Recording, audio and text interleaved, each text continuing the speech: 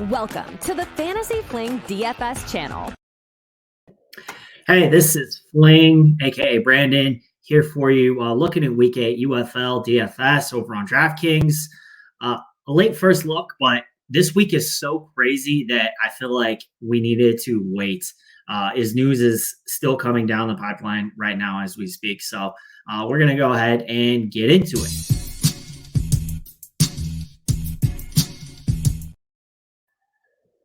All right, so before we look into the slate, I kind of want to hop over to the Vegas lines this week. And, I don't even think that Vegas has figured this out yet because there's so many moving parts with all sorts of injuries, teams that are out of it and are suddenly, thinking maybe they need to play their young players.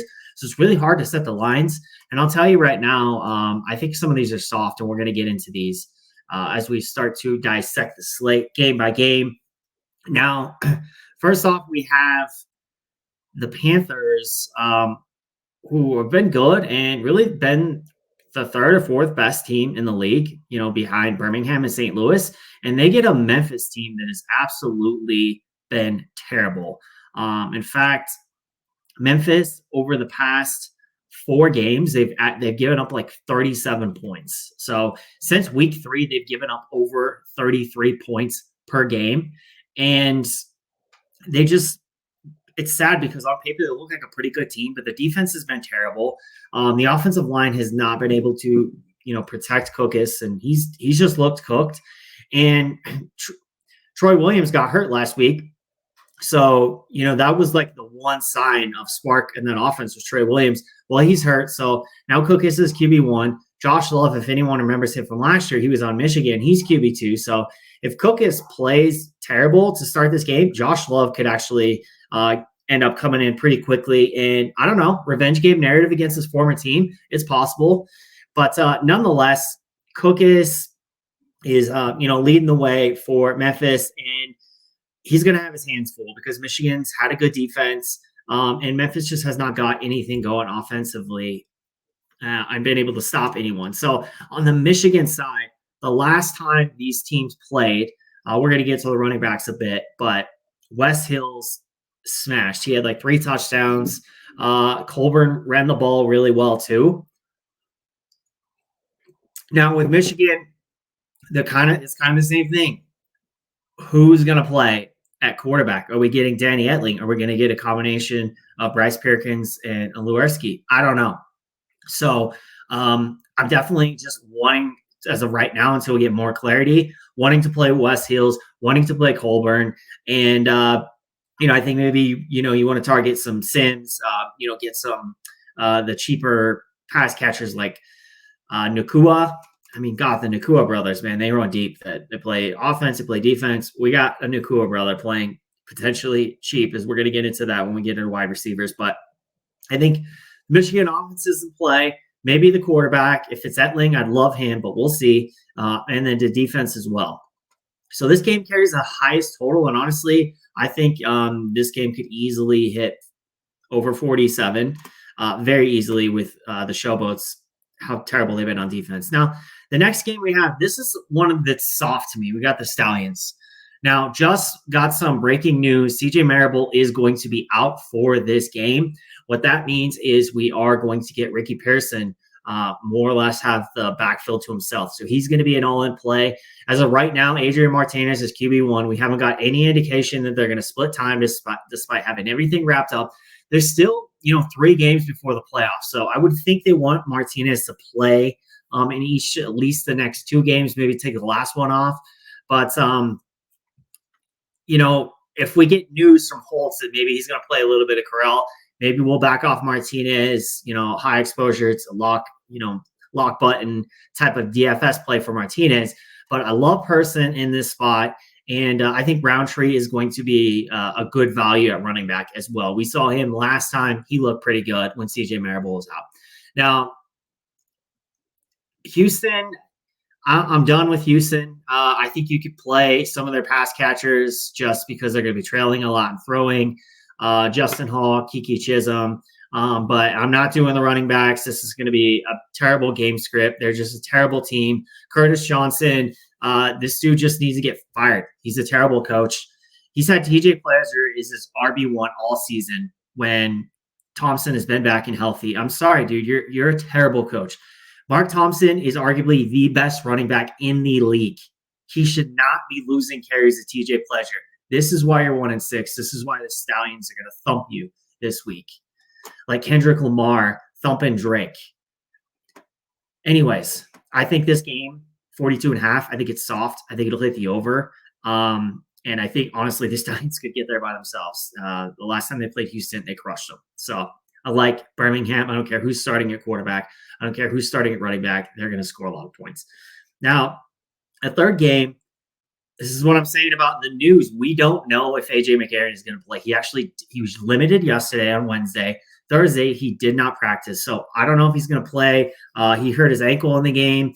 The audio said that he thought maybe it might be broken. It's not clearly, but he's not 100%. They're going to the playoffs. They don't have a ton to play for. It kind of makes sense that maybe they would rest him in this game. They could beat DC without him. So if A.J. McCarron doesn't play, we could get Wilkins and Silver as a combination. There's been that talk that it could be a 2 QB system. I don't want any of 2 QB system. That would be a fade for me. If A.J. McCarron plays, I love Butler. He smashed DC last time. 9 targets, 6 receptions, 140 yards, 2 touchdowns. So I love Butler. If A.J. McCarron is out, I don't like him as much. He's 10-7, and you got to imagine there could be a significant fall off at the backup quarterback because A.J. McCarron is one of the best spring football quarterbacks in the history of the game. So, yeah, I'm probably out on Butler in that situation. I love Sailors here, though. I love St. Louis all around. But, A.J. McCarron being out would change a lot of things. On the DC side, honestly, Kelvin Harmon's expected to miss the game. I like going back to Ty Scott. I like some of Roland. I like the cheap pass catchers, and we'll just leave it at that. I want the cheap guys, the value guys on a losing team. This should be throwing a lot. Now, the next game, surprise, surprise, Dormady has played terrible for 4 games, which, eating a little crow. I've said on this podcast earlier this year, I thought he was going to do really well because he did well for Orlando. He had a 40 DK point game last year, 6 touchdown game. I don't know what happened between Orlando and San Antonio, whether he's just not mentally there, what it may be, but he has way more weapons and he's been terrible. He got benched by Hogan. Hogan looked better. Well, Wade Phillips decided to go back to Dormady because he knows more of the offense. Okay. So, I'm out on San Antonio with the exception of Lovett. I love Lovett in this spot, but no, I'm not going back to the pass catchers. It's just been terrible. They're too high priced, even though it's a good matchup against Arlington. Now, on the other side, we got Luis Perez. They're out. They're 1-6. So they're thinking about playing some Holton Ahlers for this game, getting the start. So it's tricky on Arlington's side. I don't really love playing them with a backup quarterback. We don't know what to expect. And, they're going to be dogs in this game. So that's probably going to be an avoid for me. If Luis Perez does play, I would like Javonte Payton. I would like Vaughn's. Canella's in play. And, I'm probably going to fade Devion Smith after last week. I do expect them to be chalk. So I think as far as the Vegas odds, that's going to do it. And let's go ahead and just jump into the quarterbacks.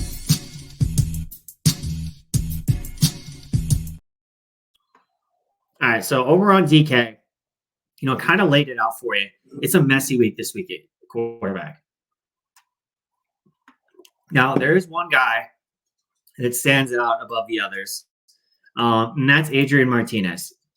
So, like I said, unless we hear something from Skip Holtz that Adrian Martinez is going to be splitting time with Matt Corral, he's going to be the all-in play for me, specifically if A.J. McCarron is out.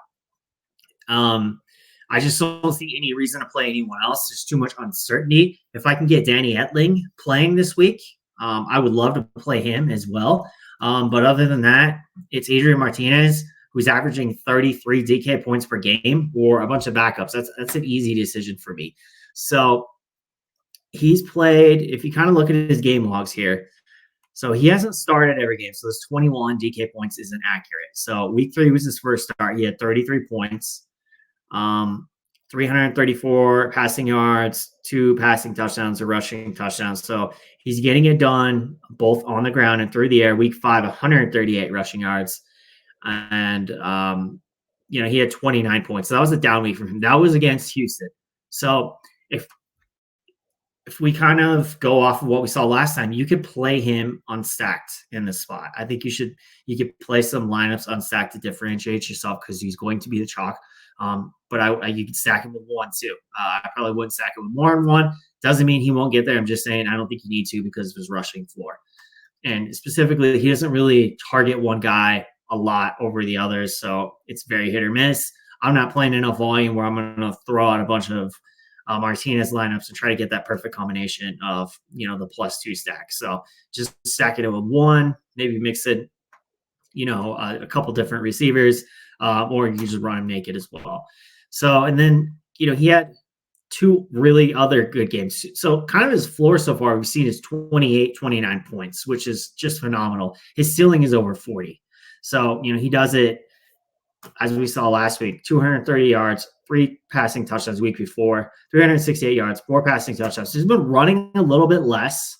So keep that in mind. So that's obviously, if he's running less, you're going to be more inclined to stack. So, maybe if you think it's going to go like it did last time versus Houston, you can run him unstacked, but you probably want to have him stacked with 1, maybe 2. For sure. But yeah, he has the highest ceiling. And specifically, let's say, you're playing 20 lineups with Adrian Martinez, which, play 20 lineups of the $3 entry, $60 entry fee.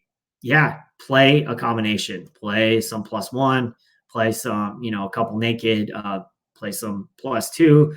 But nonetheless, you would lock him in as your quarterback. I think he's going to be the lock this week. If we get AJ McCarron, I think he could be a good contrarian play given the matchup, as we're going to get into going against DC. Last time AJ McCarron went against DC, we'll go to his game logs here. He had 211 touchdowns and 2 passing touchdowns. So there were 3 rushing touchdowns in that game. 1 was to Wilkins, the backup. 1 was to Sailors, and 1 was like Mateo Durant or Gallman, I think. So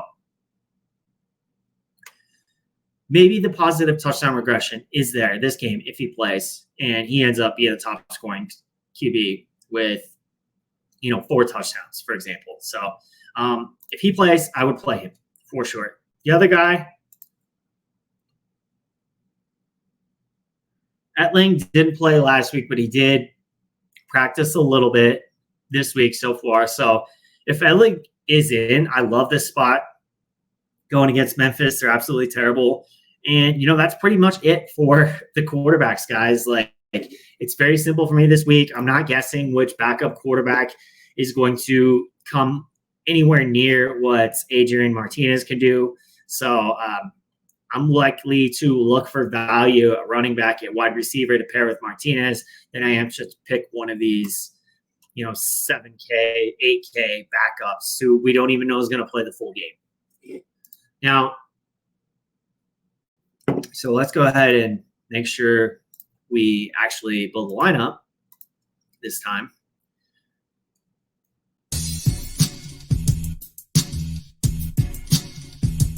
Backs. Now, running back, and I'll kind of show you guys my sheet. There's been a couple guys that have just really stood out. Number 1, John Lovett. He's averaging over 4 yards per carry. He's got 4 touchdowns. He got 10 targets last week, 27 reception targets on the season. He gets a lot of little dump offs, and he's essentially a receiver out of the backfield. So, he's averaged 14 DK points per game, which for running backs, that's almost as good as it gets. The other guy, obviously, would be Sailors. So they are big favorites going against DC. He already smashed DC last time. This guy has averaging almost 5 yards a carry, 277 yards on the season, and that's on the ground. He also has averaged over 100 through the air, get the most targets. So, specifically, if we get AJ McCarron, I really love Sailors because he always knows how to look for him and throw him in the right spot. But the ball placement is elite, and he's averaged the most points. And this is the type of game script, as we saw. You want these big favorites, so they are 7.5-point favorites, and we already saw what they've done to DC earlier this year. And DC, by the way, just not a good team defensively. So some of the teams that, have just been bad against the pass, we have Memphis. They're allowing 261 yards per game. Arlington, Michigan, and DC. DC's allowing 203 yards per game. And they're giving up a lot of points, guys. So, they're up there. They're giving up 24.5 points per game. So, DC, against the pass, against the run, I think they're a team you certainly want to target. So, I would plug in Sailors. And I'll just say this right now. I do think this is very much a two running back week. You're going to have to find a little bit of value, and there might just be value with the next backfield that I'm going to talk about. So I like, in addition to Lovett and Sailors, the other guy, one of the guys who's been really good, one of the three elite backs this year has been Ricky Pearson. So he's averaging double-digit carries every week, which is elite in this league. It's hard to come by. There's no doubt about that. And, he's been pretty good. He's got 4 yards per carry, 5, couple down games, and then back up to 4.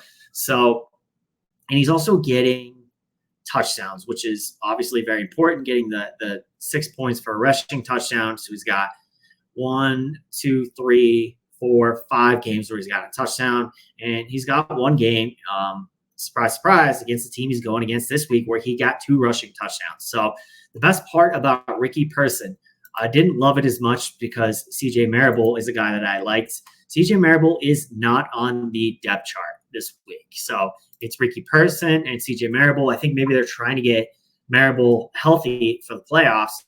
So that leads us with Roundtree. He's a guy that is really cheap. He's $5,000. So I think you can plug him in there. Last time he only played 1 game this year. He had 11 points, guys. He's $5K. So he had 9 attempts, 50 yards, average over 5 yards carry. Yeah, got a touchdown. He's a guy that I definitely think you need to have in your player pool this week. So just take a look at my sheet so I didn't forget any of these guys. Oh, God, almost forgot the most important ones. By the way, this is my sheet I do at DFS Army. If you guys, want an actual cheat sheet that'll have the final thoughts as all the depth charts come down and I see all the projections, and I see the player projections and ownership projections, and we get a full idea of what the slate's going to look like. This is my cheat sheet for DFS Army subscribers. So you can try it out, a free month of DFS Army.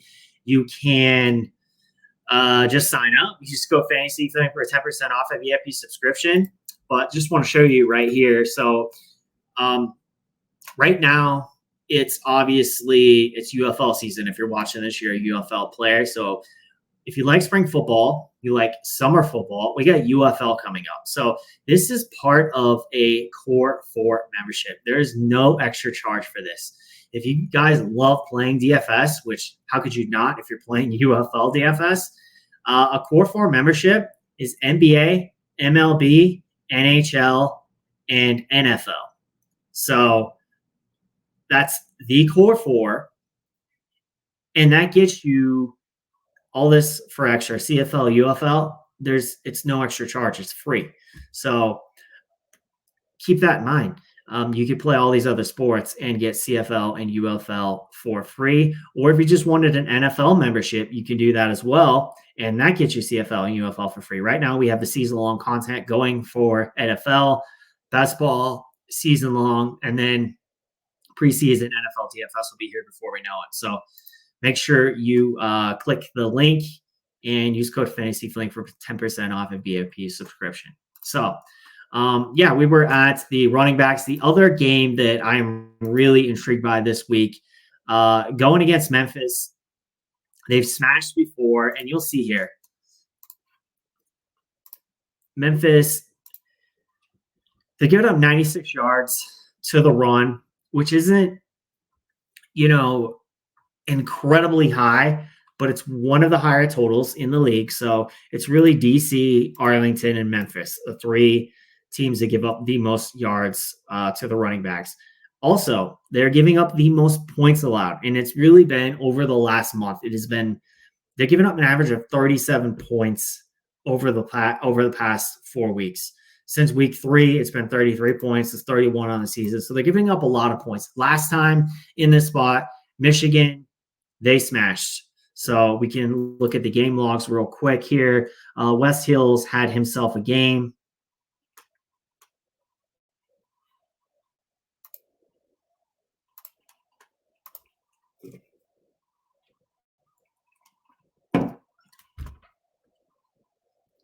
Yeah, West Hills had 3 touchdowns in that game. Average 5 yards carry, 83 yards, smashed with 26 points.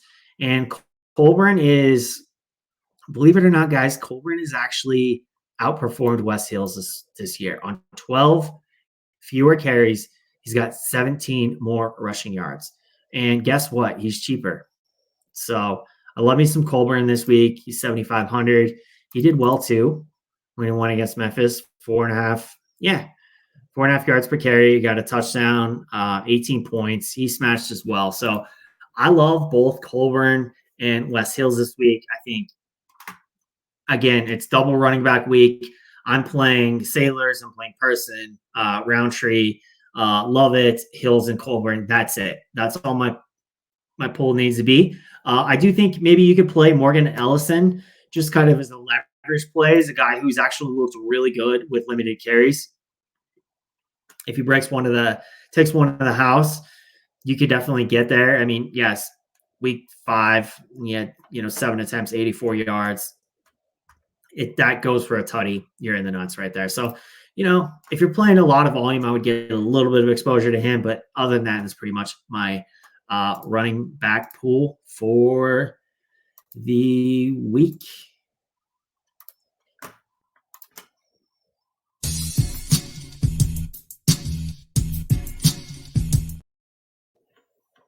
All right, guys. So last, we are going to wide receivers and tight ends. So this can be a tricky week, mainly because we don't know who the quarterbacks are. So I would lean towards the teams with the proven commodities at quarterback. If we get AJ McCarron, I want Hakeem Butler.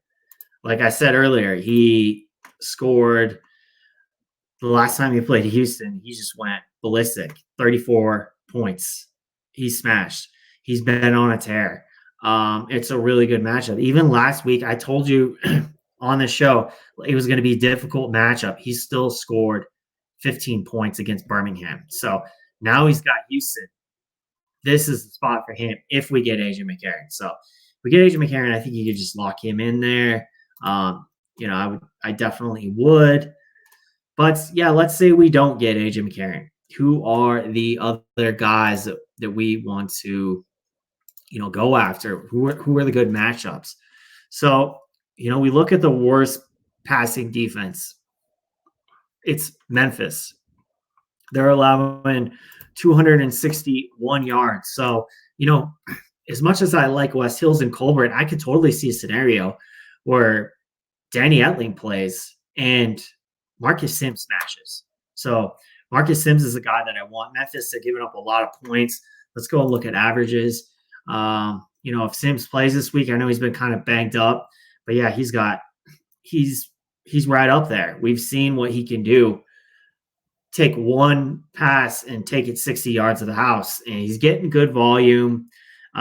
He's got 421 yards, so second in the league, and just he's a big play threat. So he's a guy that I really like in that matchup. Now, besides Marcus Sims, we could get Nakua this week because Mariner might be out. Mariner would be a guy that I would love to play, but Nakua, we saw Mariner get hurt. Nakua came in, 7 targets, 6 receptions. He's cheap, guys. He's 4,700. So I would definitely plug him in here. He would be one of my cheapos that I would just love to play in this spot. Really good matchup. Like I said, I play Mariner too, but if I like Nakua only if Mariner's out. If Mariner's out, I like Nakua. If Mariner's not out, I would like Mariner.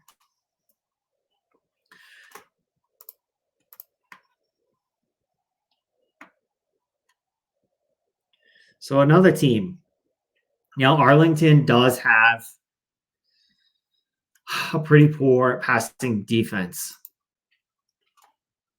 So you could play some Kirkland. Now, I won't because Dormany's been so bad. In Kirkland is riding the coattails, or he's just riding off of his start to the season when Garbers was the quarterback and he was smashing every week. He has not come near tournament winning upside since Dormany has been starting. So he's overpriced, and I think it's just negative EV to play overpriced players. So I'm not playing Kirkland, but we've seen Landon Akers get involved. We've seen Justin Smith get involved. We've seen Stevenson. I'm not really putting money on Dormany-led passing attacks to win me this slate, but given the matchup, there is some validity to it. Now, Cookus is back, and it's so funny because watching Cookus last year, I did not expect what we've seen so far to happen, but it's been terrible. But with him being back, Jonathan Adams is his number one guy. Michigan is not very good against the pass either. They allow over 200 yards per game. So if somehow Memphis got their offense clicking a little bit, I could see this game going back and forth and kind of being more of a shootout. I do think it has sneaky potential. So I think if Cookus is in there, whether Cookus or Love, Jonathan Adams is still kind of the big play guy. He's only 6,600. You could do worse than that. Dawood Davis, he's a little higher priced, but he's been one of the best wide receivers in the league. I mean, look at these targets: 15, 9, 9. And Troy Williams really liked targeting him, but we saw a lot of targets with him and Cookus too. So weeks 1 and 2, 10 and 9 points, or 10 and 9 targets. So Dawood Davis, I think he's one of those higher priced guys who is playable. Now, Reese Sinet is back, and with that, he loves to target Justin Hall. So he's QB1 this week. Justin Hall has just been getting a lot of targets with Reese Sinet in the offense. So 6, 14, 9. Last week it dipped because, like I said, Guarantano, he doesn't really target Justin Hall like that. Mainly because he's not a good quarterback. Well, Justin Hall, I said fade Justin Hall last week, so we faded him. And sure enough, Guarantano gets hurt. Justin Hall had he caught one ball before the end of the half. But that was his only target. And then Sinet comes in, and then he starts targeting him. So his targets were down last week because Guarantano was in. But once Sinet came back in, those started pumping up. Otherwise, this might have been a 2 or 3 target game, really. I think we go back to him. Negative. It's a positive game script for the passing game. I'd probably be more inclined to play some Kiki Chisholm just because I prefer the cheaper option when you're just trying to rely on garbage time, because I do think Houston's going to get smoked in this one. He's getting regular targets. Sometimes you'll see a spike in week 5. Hey, last time we played Birmingham, What are they going to do? They're going to try to take away Justin Hall. Kiki Chisholm, 10 targets. So, yeah, I love him in this spot. As far as the guys that I would want to stack with Adrian Martinez, Deion Kane, the targets remain there. He got a touchdown last week, 12 points. It's not the 24. It's not what you want to see, but he's 7,800. So, he's not 9K. So I definitely like going back to D Kane here in this spot. Did not do well against Houston last time, but that doesn't mean he won't do well this time. And with Martinez, if you want to spread out exposures, you can. Obviously, Marlon Williams, Deion Kane, Kevin Austin, these cheap guys, but Kane would be my primary stacking piece.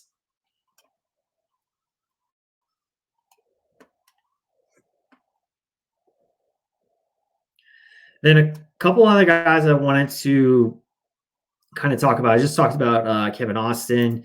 He will pop off here and there. Yeah, 2 weeks, weeks 6 and 7. So maybe he's going to go back to being the guy that we saw before week 6 and 7, where he did nothing for 1, 3, 4 weeks. Because 5 targets, 3 targets, he smashed. I'm not chasing that. Now, I'm not chasing low volume smashing. High volume smashing, I will chase that. So I would probably go to Kane. However, Scott, we're talking about Harmon being out with a hamstring injury. So Scott, we saw him get much more involved last week. Harmon was hurt. 6 targets, 16 DK points. So I like him. And I would also go to Roland in this spot. Now, he needs to catch a touchdown. So we've seen him catch a touchdown week 3 and 4. He catches a touchdown, he probably get there. But with these cheap guys, you're just kind of spreading out exposures. D. Anderson's been getting more involved. 5 targets last week. He had a touchdown the week before. You kind of want to spread it out a little bit with these cheap guys. Landon Akers, week 7, 3 targets, 72 yards. So, take some chances on these cheap guys, but I would say Ty Scott would be my favorite.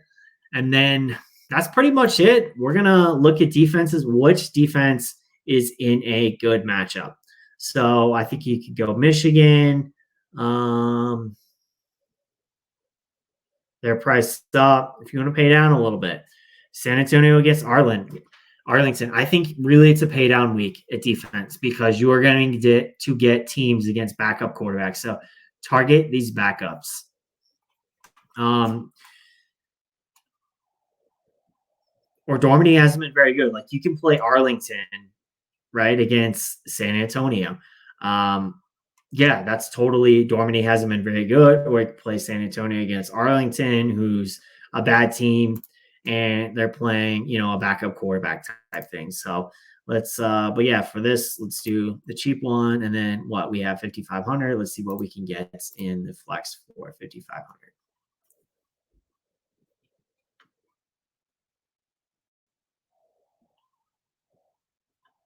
There you go. There's your Ty Scott. Maybe we'll upgrade the defense a little bit. Only if there was a backup quarterback would I play DC against St. Louis, but I think he'd go like Renegades against Dormady, and that's perfectly acceptable. Martinez. So this would be obviously this contest is small field, so this would be one that I wouldn't necessarily encourage you to stack as much because it's less than 100 people. So this would be Adrian Martinez. You got Sailors, Butler, Nakua, and really have an Adrian Martinez and Roundtree stack, which is a cheap QB plus running back stack. You got Ty Scott. So if AJ McCarron plays, this would definitely be a lineup I would go for. Definitely acceptable for a first look lineup. Adrian Martinez being my top quarterback on the slate, top running back, top wide receiver, a couple value guys. And that's it. Wrap it up. So thank you for another first look. Appreciate joining me for the late first look. But at this point in the season, with all the craziness, I think we've really gotten a little bit more from it than we normally have. So if you like this kind of content, let me know. Hit that like button, comment. Let me know who you like this week, how playing DFS UFL this season has gone for you. And make sure you subscribe to the channel because best ball content is going to be dropping soon as the UFL is over. So we'll see you next week, everyone. Best of luck. Thanks for watching. Be sure to smash that like button and subscribe. You know you don't want to miss what's coming next. We really appreciate it. And we'll catch you in the next episode right here on the Fantasy Fling DFS channel.